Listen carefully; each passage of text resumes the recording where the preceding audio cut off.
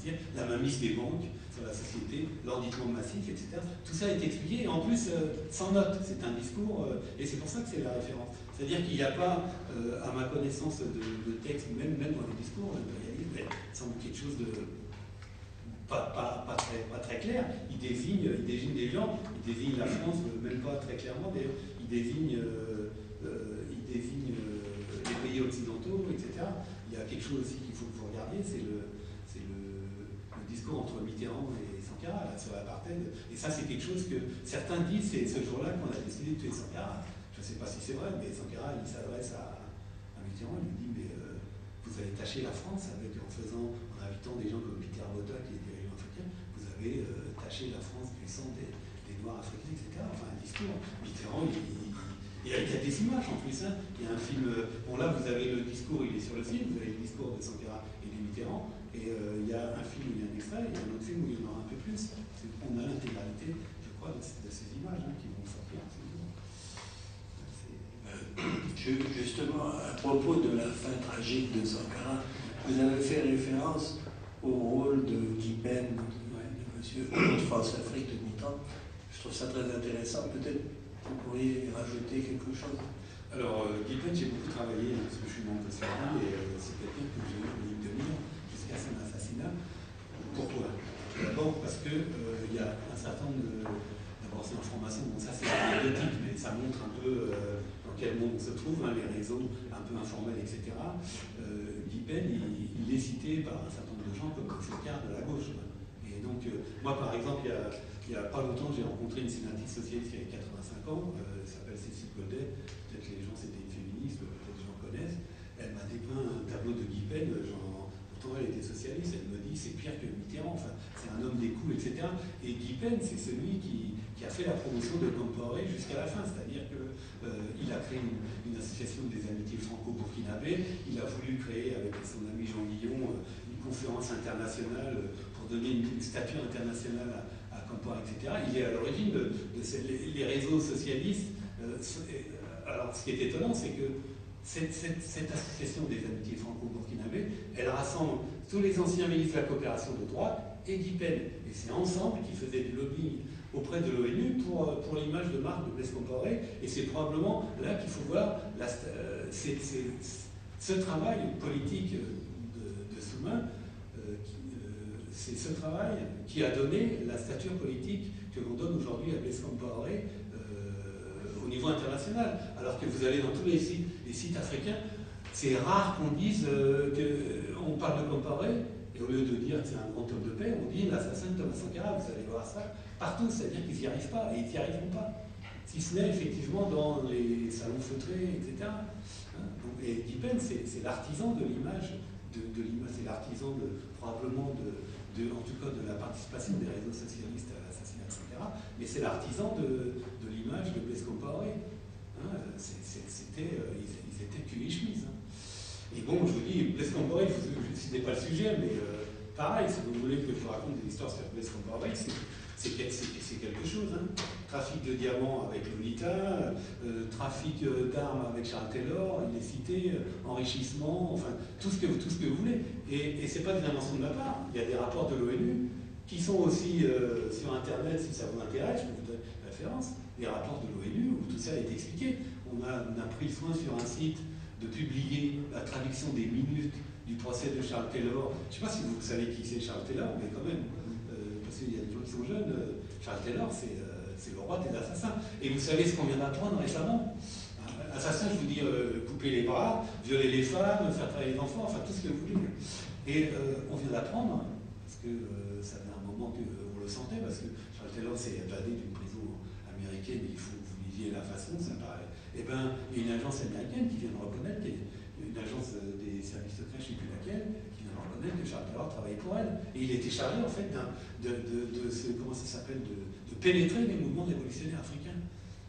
Et Blaise Compaoré, il est l'artisan. Alors, il faut vérifier, mais moi, en tout cas, c'est mon opinion. C'est lui qui a présenté Charles Taylor à Kadhafi et qui a bénéficié de l'aide de Kadhafi, des armes, etc., de tout le soutien logistique pour attaquer le Libéria et cette guerre effroyable qui a eu du succès grâce, malheureusement, au film américain qui s'appelle Les Diamants de sang, qui est passé télé où on désigne pas Blaise Compaoré, mais on voit un peu qui sont les hommes de Charles Taylor. Et donc ils viennent de passer en procès. Alors, bon, après c'est la justice nationale. Il est condamné à 50 ans de prison. Mais bon, il y a des gens qui contestent le procès parce qu'effectivement, les témoins, on doit les payer pour venir, ils ont des perdants, etc. Donc ça, c'est la complexité de la justice internationale. En tout cas, voilà, le roi des assassins. Et Blaise Compaoré, c'est son copain. Ils étaient amis, mais il l'a lâché. Alors, bon, il y a plein d'histoires sur Blaise Compaoré. Il est temps qu'il s'en aille. Oui, je voulais vous demander si vous pourriez nous parler un peu du conflit très important qu'il y a eu avec le monde enseignant, puisqu'il a été amené, je crois, à licencier 15 000 enseignants. Pas 15 000 et qui ont perturbé énormément tout le déroulement de la formation par la suite. Alors, ouais, une autre. Oui, je voulais savoir quels sont les restes de la révolution aujourd'hui au Burkina. Vous avez parlé de la réforme foncière, du droit des femmes, par exemple. Ouais, encore une. Encore une question, puis après on te laisse finir. Oui, j'ai cru comprendre que donc, la paysannerie était très importante pour Sankara. D'ailleurs, anecdote, il était à l'école militaire. Il a eu sa formation militaire d'officier à l'académie militaire d'Antsirabé à Madagascar. Et quand il a fini ce cycle-là, il a tenu à s'inscrire, alors que tout le monde, les élèves africains rentraient, les élèves du continent rentraient chez eux, lui il a tenu à s'inscrire, à rester encore du temps, et puis à s'inscrire à l'université de Tananarive en socio-économie, en sociologie et en agronomie. Et donc, ce que je veux dire, c'est très important. Est-ce que lui, donc, j'ai pas très ressenti dans ton exposé comment il voyait est-ce qu'il voyait que la paysannerie était le moteur de cette révolution déjà? Et est-ce qu'il voyait une sorte comment on appelle ça, d'affrontement à l'intérieur de cette paysannerie ou de révélation de contradictions à l'intérieur de cette paysannerie? Je sais pas.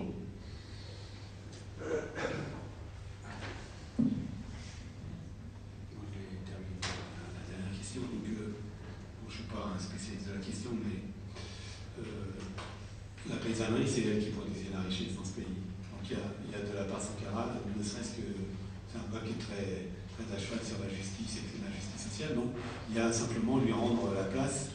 Et bon, il y a des chiffres qui disent que les paysans ils produisent, je sais pas, 95% des richesses, ils en reçoivent 5%, etc. Donc il y a premièrement une question de justice sociale. Sur la question de la place politique, je vous ai expliqué, donc les seuls affrontements qu'on voit à travers les quelques textes qu'il y a, c'est celui entre la chefferie et les paysans, mais il n'y a pas de choses très, très précises. Hein. Il y a peut-être des endroits où les chefs de terre, ils exagèrent, ils demandent un peu plus, etc. Mais fondamentalement, le problème, il est avec les commerçants. Les paysans, c'est avec les commerçants qu'ils ont un problème. Ils ont des routes qui sont défoncées, on vient pas chercher leur production, et quand le paysan vient, il lui dit c'est ça ou rien, etc. Donc il y a eu ce travail. Comme classe politique, c'est très compliqué. C'est une classe qui a lutté contre la colonisation, c'est vrai. C'est à la campagne, il y a eu des endroits, mais là c'était pour le coup, c'était les chefs avec eux. Il y a des endroits où il y a eu des résistances à la colonisation. Voilà, mais il n'y a pas eu. C'était une classe à construire. Mais lui, c'était du fait de sa position dans la production nationale, la paysannerie devait diriger la révolution. Il ne le disait pas, c'est Bamouni qui le dit, mais il le dit à un moment tel que c'est difficilement concevable. Voilà. Alors maintenant, aujourd'hui, si vous voulez, la situation du pays a changé. On a des villes à 50% urbanisées. Il n'y a pas une classe ouvrière très importante, mais il y a un petit peu d'industrialisation, etc. Il y a des mines, beaucoup, il y a des richesses, donc il y a des conflits.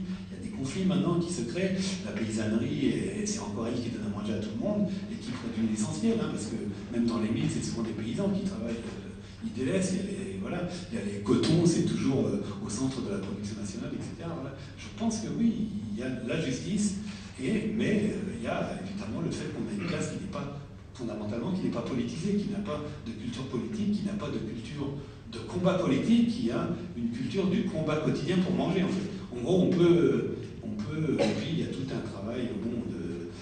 C'est très riche, un village, et quelque chose d'extrêmement riche à étudier. C'est-à-dire que moi, j'en ai fréquenté plusieurs.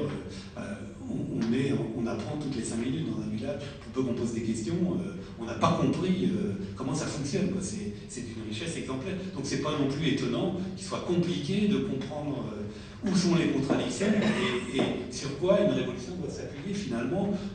Parmi la paysannerie, sur quoi elle doit appuyer, c'est difficile.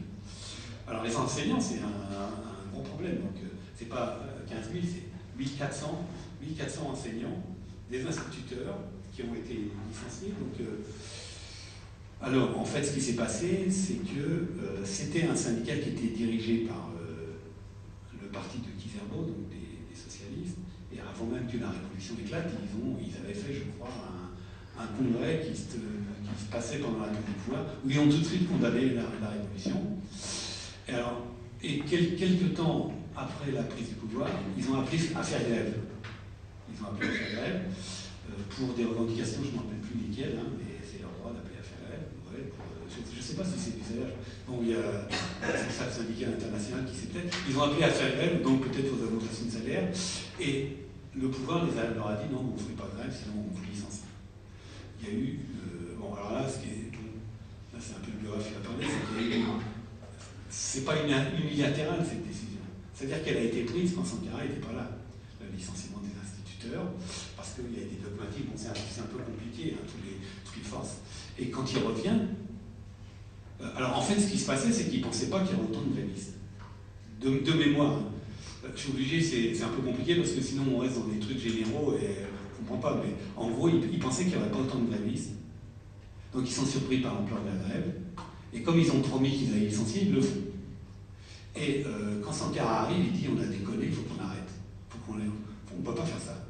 Et les autres lui disent, les gens du PAI, mais pas seulement, je pense que tout le monde était pour le livre. Maintenant, ils vont dire qu'ils n'y étaient pas, mais tous les groupes étaient pour les licencier. Enfin, ils disent que non, mais c'est un peu compliqué. Et ils disent, tu es un dirigeant révolutionnaire, tu peux pas, si tu veux être considéré, tu peux pas dire quelque chose et le lendemain dire le contraire. Et donc il faudrait les reprendre plus tard, mais là, pour le coup, tu ne peux pas en revenir en arrière. Ça a créé des problèmes, donc d'abord pour ces gens-là qui avaient plus de salaire, ça a créé des problèmes dans les écoles parce qu'ils ont été obligés de créer, effectivement, ils ont créé des instituteurs révolutionnaires, je ne sais plus trop, ils ont dû avoir une formation très rapide, etc. Et ça a dû probablement créer beaucoup de problèmes dans les écoles. Mais, alors, l'histoire n'est pas terminée. C'est que Sankara commençait, au moment où il y a eu les conflits politiques, Sankara avait dit, il faut qu'on commence à reprendre les gens. Et tous ces extrémistes-là, qui sont devenus des libéraux montins, il dit non, pas question. Il faut purger, continuer à purger, etc. Et Sankara s'est battu, tous ces documents existent, il a fait une circulaire, il faut qu'on reprenne les gens dégagés, etc. etc. Voilà un peu l'histoire des enseignants, un peu anecdotique, mais bon. Et en plus, c'est des histoires qu'on m'a racontées. Hein. Mais bon, j'en ai lu plusieurs, comme j'ai écrit la biographie, j'ai quand même beaucoup de... Alors, ce qui reste de la révolution, c'est un peu difficile. La réforme agraire, elle est... donc je vous ai dit que ce n'était pas fondamentalement une réforme pour donner la terre aux paysans, mais elle a été amendée. Aujourd'hui, on est en train de créer des grosses terres, c'est-à-dire qu'on est en train d'acheter la terre. Parce que maintenant, aujourd'hui, on a créé le droit de propriété, etc., sous prétexte qu'il faut pouvoir moderniser l'agriculture, mais qu'est-ce qui se passe aujourd'hui? C'est que les gens les plus riches, ils vont voir les paysans, ils sont en train de se construire de grands domaines pour faire de l'agro-industrie, le J3PA qui va créer comment ça s'appelle, de l'essence verte, alors que d'un côté, il semble que ça ne soit pas terrible comme au point de vue écologique, ce truc-là. En tout cas, voilà en tout cas ce qui est en train de se passer au Burkina. Et de plus en plus, les gens qui sont au pouvoir actuellement sont en train de se créer des grands domaines pour faire de l'agro-industrie. Donc, la question des terres villageoises, on n'en parle plus. Il y a effectivement encore des campagnes de reboisement. Bon, il y a des gens dans la presse qui disent que c'est bidon, etc. Bon, il y a des campagnes de reboisement, mais les bilans, je ne les connais pas, etc. Il ne reste pas grand-chose de la révolution, il faut le dire. Peut-être le développement de la ville, c'est-à-dire que même les plans de la ville, il semblerait que ce soit ceux qui avaient déjà été décidés. Et il ne reste pas grand-chose. Et le fond n'y est plus, la dignité, ça n'y est plus. La rigueur dans le travail, tout ça, l'engagement de la population, le patriotisme, ça existe un peu, mais c'est... voilà, il y a beaucoup de rancœur. Sankara idéalisé. Sur la question de la femme, il y a quand même des choses qui restent. C'est-à-dire qu'il faut reconnaître que l'excision, le Burkina est un des pays les plus avancés dans l'excision. Ça a commencé sur Sankara, mais aucune illusion. Il s'est pratiquement rien fait sur Sankara. C'était le début, il y avait des résistances énormes, et il y avait des femmes qui lui disaient calme-toi, il faut y aller mollo avec ce truc-là. Mais petit à petit, effectivement, c'est quelque chose qui. Je ne sais pas si vous savez comment ça se passe, on prend un village, on prend une exciseuses, le village doit déclarer que l'excision est bannie, il y a tout un travail, c'est extrêmement long. Voilà, sur, je ne sais pas trop quoi vous dire, pour la Révolution, il ne reste rien, il reste une mémoire, il reste une image de Sankara qui est trop idéalisée, et il reste, je ne sais pas, qu'est-ce qu'il en reste, je ne sais pas quoi vous dire, je n'ai pas de choses précises à vous dire. Enfin, les paysans, moi j'étais dans un village, les paysans ne sont pas plus malheureux que pendant la Révolution. En tout cas, le village que je fréquente, il est en progrès parce que c'est quand même des pays qui font.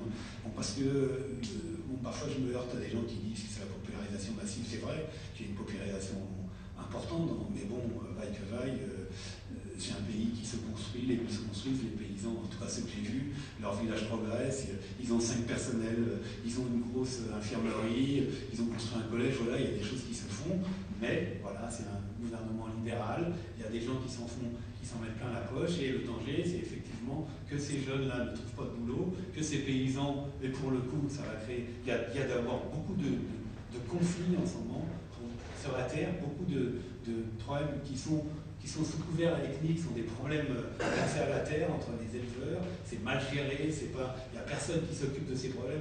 Tout un jour, on se retrouve avec une descente des éleveurs qui vont tuer 50 paysans inversement. Ce sont des choses qui se multiplient et qui ne sont pas prises en compte dans la gestion de la réforme agraire, là, qui consiste, c'est des choses qui ne sont plus du tout prévenues. Alors c'est des choses qu'il faut prévenir longtemps à l'avance, et c'est un drame. Il y a régulièrement, peut-être tous les 2 ou 3 mois, il y a des conflits fonciers entre des ethnies, ça prend des formes ethniques, et c'est malheureux, il y a des problèmes, voilà.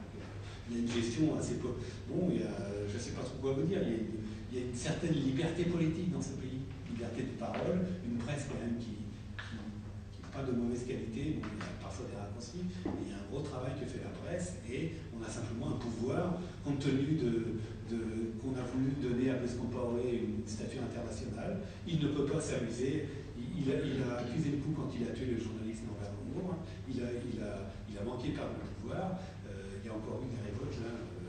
Mais bon, il y a un peu ce travail et cette intelligence politique qui fait que la démocratie se retourne contre les partis d'opposition, en tout cas contre les révolutionnaires, les sankaristes étant assimilés.